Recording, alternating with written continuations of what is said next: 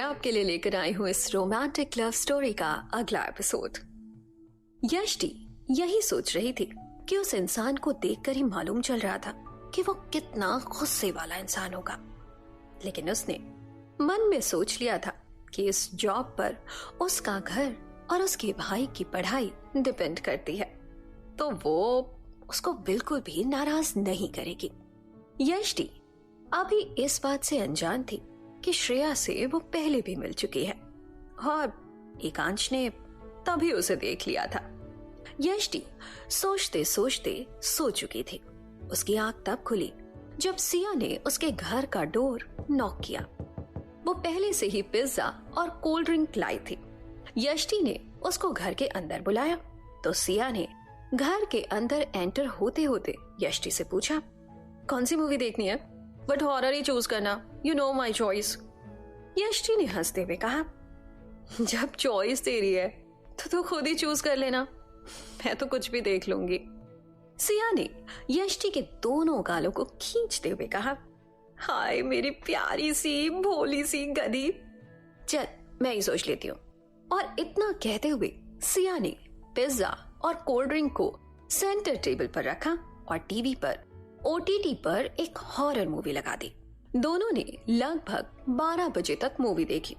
फिर सोने से पहले यष्टि को अचानक से याद आया, यार मैं तो भूल ही गई, मुझे पैकिंग भी तो करनी है। सिया ने हैरान होते हुए पूछा, किस चीज की पैकिंग? यष्टि ने सिया से कहा, यार मुझे उसी घर में रहना होगा उस बच्ची के साथ। ये जॉब एक तरह से 24 घंटे की होगी, क्या पता उसे कब मेरी जरूरत पड़ जाए।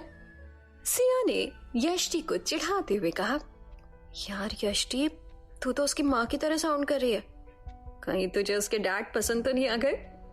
यष्टि ने सिया को हल्का सा डांटते हुए कहा, चुप कर यार, ऐसा कुछ नहीं है, मुझे कोई फर्क नहीं पड़ता कि उसके डैड हैंडसम और गुड लुकिंग है, मैं सिर्फ अपना काम करने जा रही हूँ वहां। सिया ने यष्टि की टांग खींचते हुए कहा, ओह तो ये बात है, इतना नोटिस करके आई है तू और अब ऐसे बन रही है मेरे सामने। चल anyways, all the best for your job. Yashti ने मुंह बनाते हुए कहा, यार सिया अगर तेरी पटर पटर बंद हो गई हो तो प्लीज मेरी पैकिंग करवा देना, मुझे सुबह जल्दी भी उठना है। सिया ने यष्टि की पैकिंग करवाई और फिर वो लोग सोने के लिए चले गए। यष्टि के दिमाग में सिया की कही हुई बातें घूम रही थी। वो इंसान वाकई में काफी हैंडसम है, पता नहीं उसकी वाइफ मर चुकी है या उसे छोड़कर चली गई है, लेकिन मुझे क्या, मुझे तो उस लड़की से मतलब है, पता नहीं कौन है और कैसी है। अब उसने करवट ली और अपनी आंखें बंद कर ली। यष्टि अभी इस बात से अनजान थी कि वो एकांश की भतीजी थी, ना कि उसकी बेटी।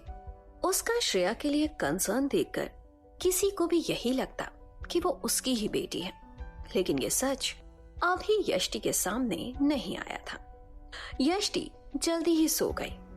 सुबह 6 बजे उसकी आंख खुली तो वो जल्दी से फ्रेश हुई और जाने के लिए रेडी हो गई। उसने एक नोट लिखकर सिया के पास वाली टेबल पर रखा, जिसमें उसने लिखा था, गुड मॉर्निंग पटर पटर, मैं जा रही हूँ, घर को अच्छे से लॉक करके चाबी अपने पास ही रख लेना और मेरे प्लांट्स को पानी भी देते रहना। अगर मुझे अच्छी जगह मिली तो मैं अपने प्लांट्स ले जाऊंगी, बाय, जल्दी मिलते हैं। यष्टि ने टैक्सी पकड़ी और वो लगभग 8 बजे तक एकांश के घर के बाहर पहुंच चुकी थी। एकांश ने उसे 9 बजे बुलाया, लेकिन कल के बाद वो लेट आने का रिस्क नहीं लेना चाहती थी। यष्टि को सबसे पहले अनुज ही मिला, जिससे यष्टि ने एकांश से मिलने का पूछा। आज तो अनुज का तेवर बदला हुआ था। आखिरकार यष्टि काफी खूबसूरत थी और उसको देखकर कोई भी इम्प्रेस हो सकता था, और अब वो उसी घर में काम करने वाली थी, तो उससे लड़कर तो काम नहीं किया जा सकता। सोचकर अनुज उसे एकांश के पास लेकर गया, लेकिन एकांश अभी जिम में था, तो अनुज ने यष्टि को हॉल में वेट करने के लिए कहा।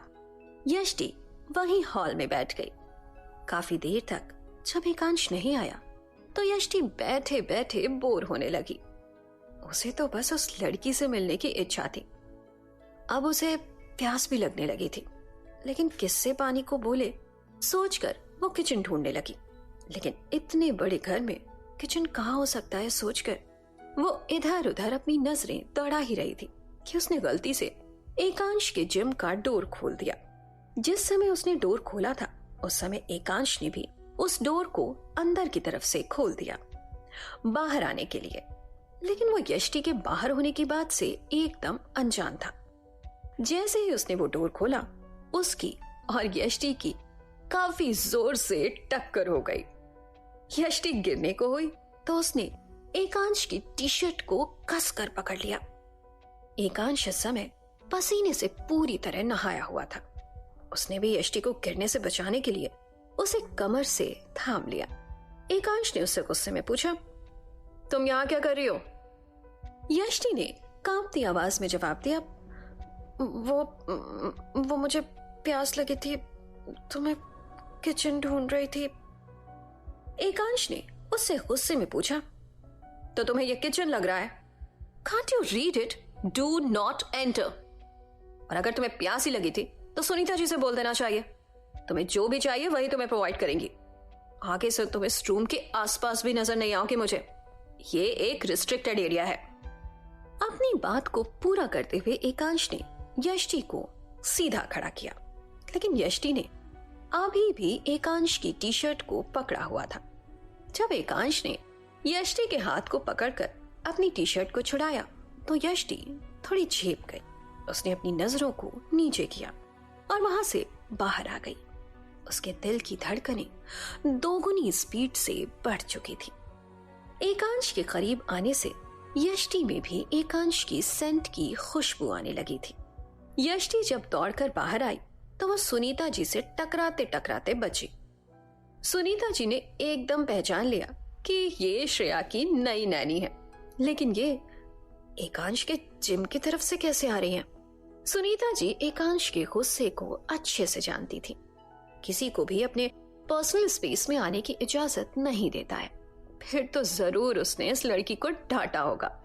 सुनीता जी ने यष्टि से पूछा, बेटा आप एकांश के जिम के बाहर क्या कर रही थी? आप श्रेया बेटी की नैनी है ना?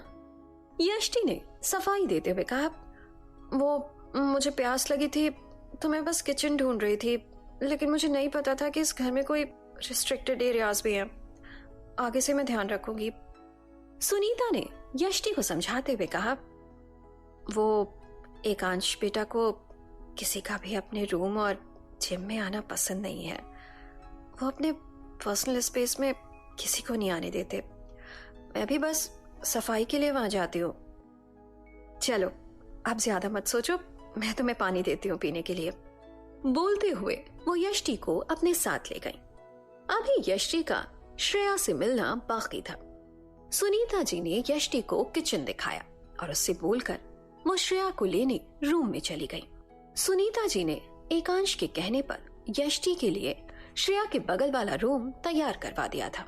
ये रूम श्रेया और एकांश के रूम के बीच में पड़ता था। एकांश ने जानबूझकर यष्टि का रूम श्रेया के रूम के पास रखवाया था ताकि वो किसी भी समय उसका ख्याल रख सके। यष्टि का सामान रूम में पहुंच चुका था। यष्टि जब से एकांश से टकराई थी उसे अपने अंदर से एकांश के परफ्यूम की ही स्मेल आ रही थी, जो उसे काम पर फोकस करने ही नहीं दे रही थी। लेकिन अभी सुनीता जी श्रेया को लेकर आने वाली थी तो वो नहाने भी नहीं जा सकती थी। अब तो उसे पूरा दिन इसी परफ्यूम की स्मेल के साथ गुजारना था।